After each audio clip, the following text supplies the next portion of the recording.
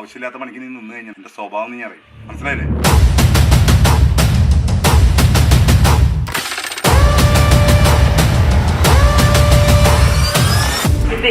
നാളെ മുതൽ കറക്റ്റ് ആയിട്ട് ഡ്യൂട്ടിക്ക് വന്നിരിക്കണം. Otherwise I will terminate you. ഇപ്പോൾ സിദ്ദിഖ് എത്തിപ്പെട്ടിരിക്കുന്ന ഈ പ്രവാസ ഭൂമി തീർച്ചയായും നിങ്ങളെ കൈപിടിച്ചുയർത്തും.